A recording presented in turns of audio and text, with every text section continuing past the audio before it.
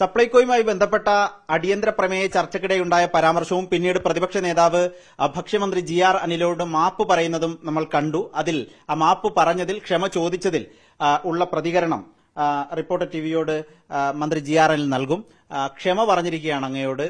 പറഞ്ഞതിൽ അൺപാർലമെന്ററി ഉണ്ട് എന്നാണ് പറയുന്നത്. ആ ക്ഷമ പറഞ്ഞതിനെ എങ്ങനെയാണ് കാണുന്നത്? ക്ഷമ പറയേണ്ടത് ജനങ്ങളോടാണ്. ജനങ്ങൾ അനുഭവിച്ച ഓണക്കാലമാണ് ഞാനിവിടെ വിശദീകരിച്ചത്. എന്നാൽ ആ വിഷയത്തിന് വിരുദ്ധമായിട്ടാണ്, സത്യത്തിന് വിരുദ്ധമായിട്ടാണ് അദ്ദേഹം അവിടെ സഭയിൽ പ്രസംഗം നടത്തിയത്. ആ വിഷയം ശ്രദ്ധയിൽപ്പെടുത്തിയപ്പോൾ ഓർമ്മപ്പിശക് കൊണ്ട് സംഭവിച്ചതാണ് എന്നാണ് അദ്ദേഹം പറഞ്ഞത്. ഓർമ്മപ്പിശക് വരേണ്ട ഒരു കാര്യവുമില്ല എന്ന് അന്ന് ആ വേദിയിൽ പങ്കെടുത്തവർക്കും ആ വീഡിയോ കണ്ടവർക്കും അറിയാം. 5-10 മിനിറ്റിലധികം നേരം അദ്ദേഹം അവിടെ സമയം ചെലവഴിക്കുകയും സംസാരിക്കുകയും സപ്ലൈകോയുടെ പ്രവർത്തനങ്ങളെ എടുത്തു പറയുകയും ചെയ്തു. സപ്ലൈകോ കഴിഞ്ഞ ഓണക്കാലത്ത് ജനങ്ങൾക്ക് ആശ്വാസം പകരുന്ന നടപടിയാണ് സ്വീകരിച്ച് അതിനെ സംബന്ധിച്ച് അവർ ഉയർത്തിക്കൊണ്ടുവന്നത് തെറ്റായിരുന്നു അവരുടെ വാദങ്ങൾ എന്നുള്ളത് തെളിഞ്ഞിരിക്കുകയാണ്.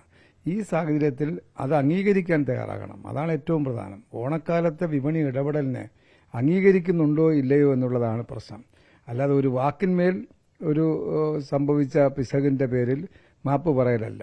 ജനങ്ങൾ അനുഭവിച്ച ഗുണകരമായ ഒരു കാര്യത്തെ ജനങ്ങളെ മുന്നിൽ തെറ്റിദ്ധരിപ്പിക്കുന്ന വർത്തമാനം പറഞ്ഞത് ശരിയായില്ല എന്ന് തുറന്നു പറയാൻ തയ്യാറാകണമെന്നാണ് സൂചിപ്പിക്കാനുള്ളത്. ഈ അന്നത്തെ സ്വന്തം മണ്ഡലത്തിലെ ഒരു സംസാരത്തിൽ, സപ്ലൈകോ സ്റ്റോർ സന്ദർശിച്ചുള്ള സംസാരത്തിൽ പുകഴ്ത്തുന്നു. പിന്നീട് വൈകാതെ തന്നെ സപ്ലൈകോക്കെതിരെ, ഭക്ഷ്യവകുപ്പിനെതിരെ ഒരു അടിയന്തര പ്രമേയ ചർച്ച കൊണ്ടുവരുന്നു. ഇതിലൊരു വൈരുദ്ധ്യമില്ലേ?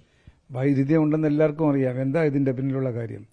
ഗവൺമെന്റിനെ ഏത് സമയത്തും തെറി പറയുക എന്നുള്ളത് അവരുടെ ഒരു ജന്മസിദ്ധമായിട്ടുള്ള ഒരു പ്രവൃത്തിയായി മാറിക്കൊണ്ടിരിക്കുകയാണ്.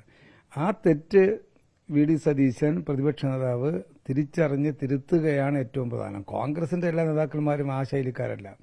കോൺഗ്രസ് നേതാക്കന്മാരെ കുറിച്ച് നമുക്ക് അങ്ങനെ അടച്ചു പറയാൻ കഴിയില്ല. എന്നാൽ ഇദ്ദേഹം നിയമസഭാ നടപടികളിൽ സ്വീകരിക്കുന്ന രീതി എന്താ?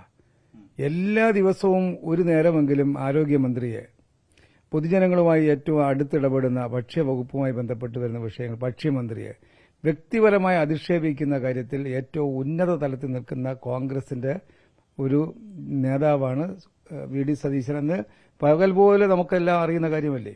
മറ്റ് നേതാക്കൾക്ക് അങ്ങനെ ഒരു ശീലമില്ല. അല്ല, കോൺഗ്രസിന്റെ മാന്യത കാത്തുസൂക്ഷിക്കുന്നവരാണ് മറ്റുള്ളവർ. രമേശ് ചെന്നിത്തല ആ സഭയിലുണ്ടല്ലോ. അവരെല്ലാം നമുക്ക് കണ്ടിട്ടുള്ളതല്ലേ അവരുടെ എല്ലാം വർത്തമാനം. അതല്ല, ഇദ്ദേഹം ധിക്കാരമാണ്. ഇദ്ദേഹത്തിന്റെ ശൈലി എന്താ? താനല്ലാതെ മറ്റാരും ഒന്നിനും യോഗ്യതയുള്ളവരല്ലെന്നാണ്. ആ യോഗ്യത ഇല്ലെന്ന് ഇപ്പോൾ അദ്ദേഹം തന്നെ പരസ്യമായി മാപ്പ് പറഞ്ഞതിലൂടെ തെളിയിച്ചില്ലേ. അപ്പോൾ അതുകൊണ്ട് അദ്ദേഹം തിരുത്തണം. ജനങ്ങളോട് മാപ്പ് പറയാനും തയ്യാറാകണം. വളരെ പ്രധാനപ്പെട്ട കാര്യമാണ്.